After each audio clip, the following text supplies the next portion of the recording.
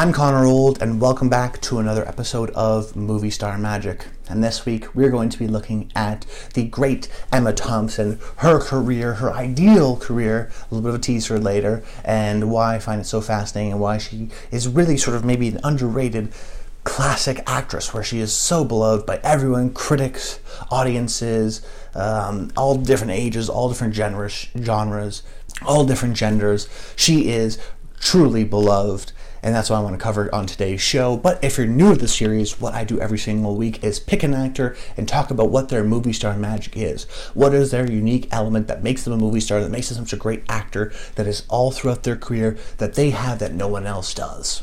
And essentially the show is structured as such. I talk about their career in the first 2/3 of the video, breaking it down to 3 separate chapters and talking about a defining role in each of those chapters, just to help us get an understanding of their career and how it's changed. And then finally, in the sort of last third of the video, try to figure out what their defining feature is, really analyze what makes them such a great on-screen presence. But jumping into things, starting off with chapter 1, I'm calling this chapter the British Bombshell, because she is someone who is undoubtedly British, and her early career very much represents that.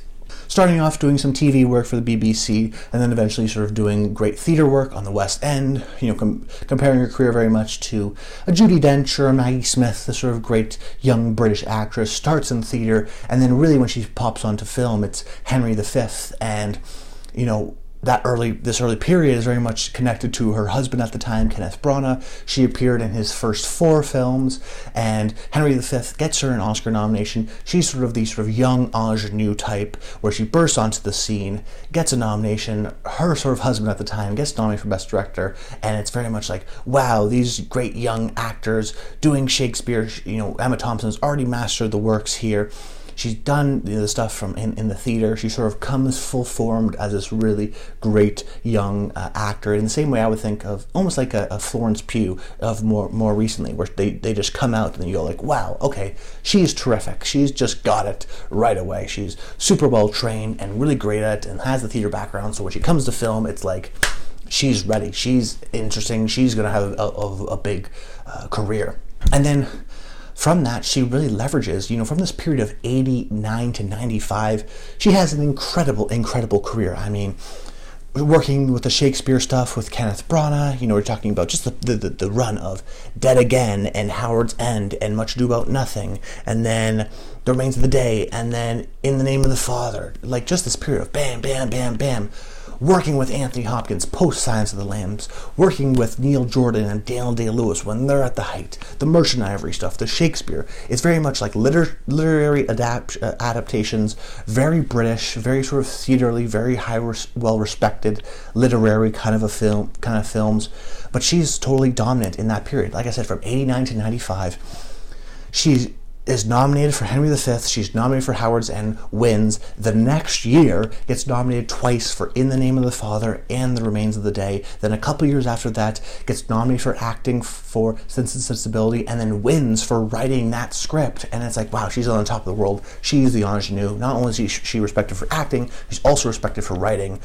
Just the fact that in 6 years, she's nominated for 4 Best Picture nominees, 2 in the same year. This isn't the era of the 10 Best Picture nominees. This is 5 Best Picture nominees, and she's in 2 of them in the same year. And every year she's at the Oscars. Every year she's in this great movie from this great British director, working with these great directors, holding her own against literally some of the greatest actors of all time, Anthony Hopkins and Daniel Day-Lewis. It is incredible how ready-made she is and full-formed.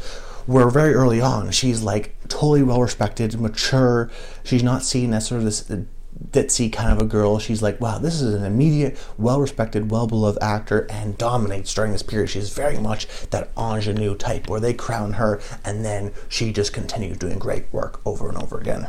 I mean, just going from the ingenue, the sort of unknown, to within 4 years being the most young, well-respected young actor of her time.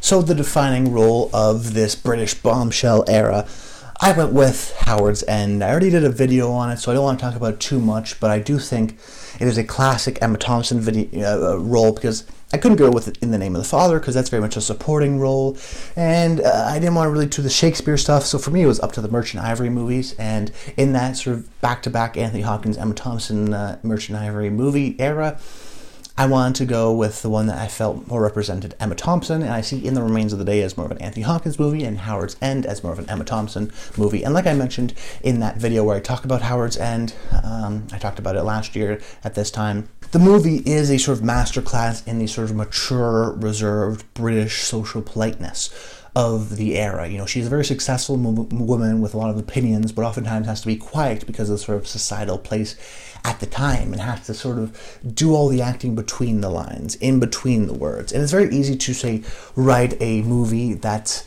has, you know, in the little script, she says this but means this. You know, that kind of ability is very easy to write on a page, but it's the actor's job to actually execute that. And Emma Thompson is so great at doing that, at showing the difference between what is said and what is felt, in that the sort of in-between lines is communicating to the audience by Emma Thompson. It's what the character is feeling, not always what they're saying, because of sort of societal, polite British rules of the time.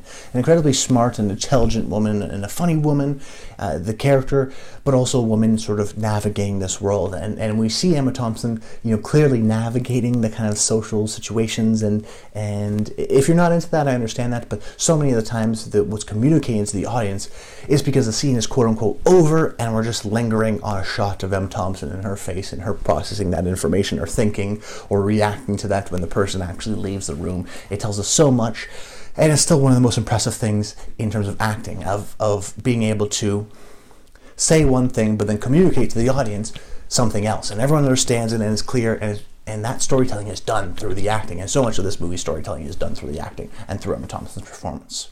Incredible stuff. And then in chapter 2, I'm calling this chapter The American Invasion, and I would probably count this from 94 to 2003. I kind of lumped Sense and Sensibility in the last chapter just because it was part of that Oscar run. However, I do sort of put it in this chapter officially just because those movies were all British productions, British directors. This one is an American production. This is Sony that does Sense and Sensibility. And the year before that, she's in Junior with, Danny DeVito and Arnold Schwarzenegger, a big Hollywood studio comedy. She does that. So I call it an American Invasion because she was so great in the British stuff, and then comes over and does a lot of American stuff and enters into Hollywood, does the big studio comedies, does her own, period piece in Sense and Sensibility, and then gets in with Mike Nichols, doing Primary Colors and sort of the New York elite and the respected sort of class there, eventually doing Angels in America and the TV movie Wit, which she's very terrific and had quite a bit of acclaim.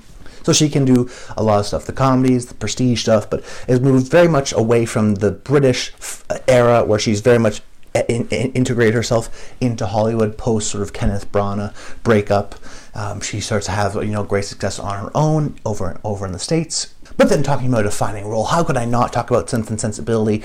I kind of cheated by putting it in this chapter, but it really is, it's the American Invasion, and this is an American movie, even though it's based on a Jane Austen novel, of course, and she is British, and Kate Winslet and everything. It is very much still a big American blockbuster. It did very well in the States and was funded by Sony Pictures. So it did sort of fit in this kind of mold, in my opinion, and I knew I had to talk about it because she's such a great writer, and this was a classic example of her writing herself a great character, but also writing a terrific movie for herself to be in, and of course winning it for it. So in Sensibility, similarly to Howard's End, Thompson is still in that sort of literary sense of the sort of Britishness, of the reservedness, but in a different element. Where in Howard's End, she's a woman who's incredibly intelligent, who's sort of manipulating and maneuvering conversations because of her lack of ability to say what she wants to say because of the societal rules at the time.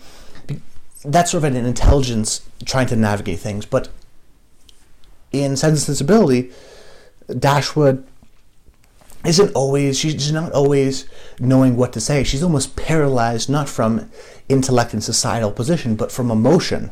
This is a classic performance in yearning, in having to accept the events of your life despite wanting to do something different, despite the emotional feeling that you have, sort of the emotional desire to kind of do the opposite of the respectable kind of life event choice. Stuck in a position of endless frustration and betrayal, and this kind of conflict is so brilliantly communicated to the audience through Thompson's performance, that she is, a great character, but still is yearning for something more. She still is sort of paralyzed by that emotional desire and her lack of ability to act on it. And there's that classic scene where Hugh Grant is telling her that they're not married anymore. She sort of just slowly takes it in, confusional, and then break down and just total kind of what would you call it, like a huffing or heavy breathing. She's so great at it, and it feels so true and so genuine. And I want to mention her talents as a writer as well, so this felt the most appropriate. Then in chapter 3, I'm calling this chapter The Old Lady, because quickly after sort of 2003, she really starts to want to do different things. She's always been sort of pigeonholed in many ways, because she was good at it, as a sort of mature, smart, intelligent woman. But she did a lot of comedy early on in BBC, and she was funny even in a movie like Junior. So she goes the entire other way. She hits her 40s and she's like, I want to be the old lady. She writes 2 Nanny McPhee movies, which are her star vehicles, in which she has the prosthetic nose and the stuck out tooth. Plays Professor McGonagall in the Harry Potter movies and records that character over and over again, and has those big Coke bottle glasses and the frizzy hair, and totally sort of transforms. And she's like, I don't care about looks anymore. I want to be the kind of crazy, creepy, cranky, kooky old lady. And she does so with the Harry Potter films and the Nanny McPhee. And then sort of stays in that mold. I mean, she likes to have a lot of fun. Even in the upcoming Matilda movie, she has a sort of big fat suit on and likes to sort of go back to that well. Even the Meyerowitz stories, she's playing a crazy lady, or Cruella a year ago now at this point, in which she's very much over the top and very sort of delicious and fun and chewing the scenery in many regards.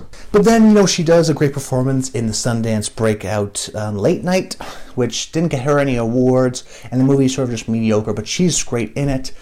But actually, when I'm talking about my defining role this period, I wanted to go with a movie that came out this year. A movie that very much could win the only award that matters, the Connor, the award show that I do every year. I think she's a lead contender right now to win that award for Best Lead Actress, even though she's not going to get nominated for the Oscars because of their kind of insane, dumb rules. I think this is one of the best performances she's ever given.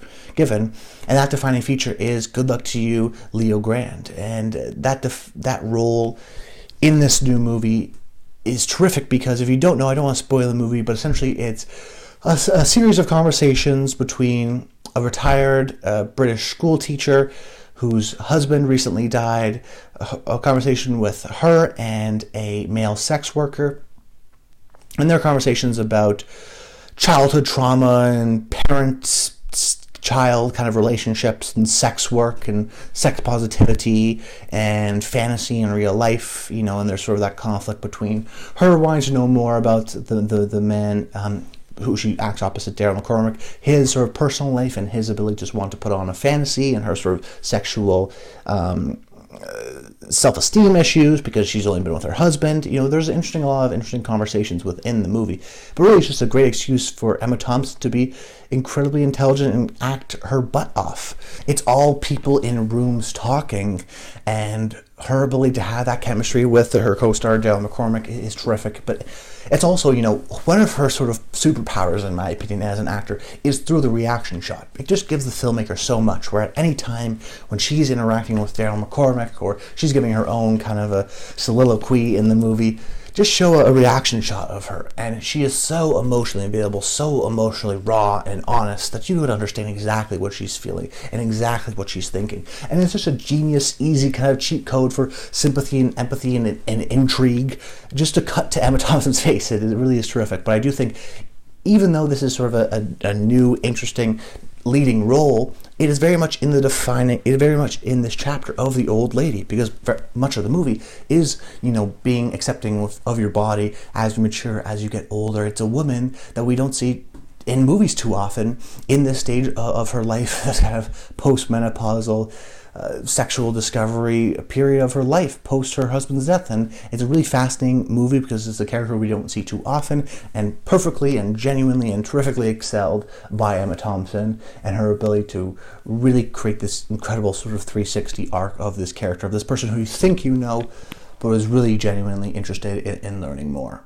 But when talking about the defining feature of her career, the word that I kept on thinking of was the ideal. That's the descriptor for me, because on one hand, it means two things. On one hand, it is her career. She has had the ideal career, in my opinion, in many ways. She can be fun and kooky and put on the big fat suits and have a ball, and the Cruellas and the Matildas and the Nanny McPhees. But she can still also come out with a movie like Good Luck to You, Leo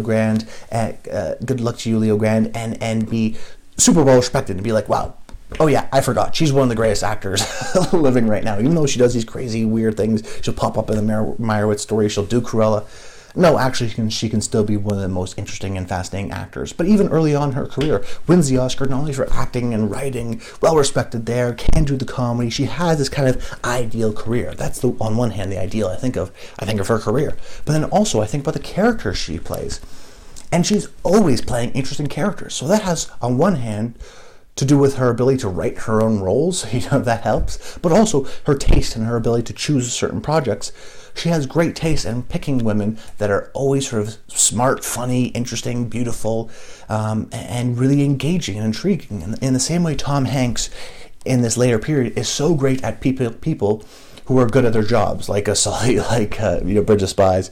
It makes sense because, well, Tom Hanks is good at his job. So when he plays people who are good at his job, it kind of just makes sense. In the same way, when Emma Thompson plays this really smart, funny, intelligent woman, it makes sense because she is a smart, intelligent, and funny woman. She oftentimes plays these aspirational characters that get to fall in love with Arnold Schwarzenegger or are the very successful career woman in Howard's End. And even in something like Sensibility, Miss Dashwood is, the whole movie is structured to be how great she is and how much of a catch she is, even though she can't be emotionally sort of desired. So that's a testament in one regard, I think, just to Emma Thompson and her taste, which we've talked about many times on the show, where the actor's ability isn't always just in acting, doing a great acting job in the movies that they're in, but choosing the right projects that understand her strength. In the same way Emma Thompson's great in Good Luck to You, Leo Grande, because the movie just understands that the Emma Thompson reaction shot is maybe the most powerful tool in cinematic history. But also, what I think is so powerful about Emma Thompson is not just her taste, but her ability to be raw, emotionally available. When we see that reaction shot to her, there's no preconceived element of, I'm not exactly sure what she's feeling. She is, wears her heart on her sleeve, so emotionally available, that when you see her, you know exactly what she's thinking, you know exactly what she's feeling. She's a great actor who is able to think. She's a great actor in being able to convey her emotions on screen and just be sort of vulnerable and loose and relaxed and just allowing you to come to her. That she's not a big theatrical kind of a actor in like a Nicolas Cage sense or a John Travolta sense in certain instances, but she is in a barren, kind of reserved way, but still through her eyes particularly, she's able to convey an emotional valley of cavernous emotions, and you can just see the cavern of her heart really as soon as you sort of had that one instance, that one reaction shot of her. She is incredible at that. The emotional understanding of her characters are always crystal clear. And so when I think about her career and I think about her as an actor, it's ideal.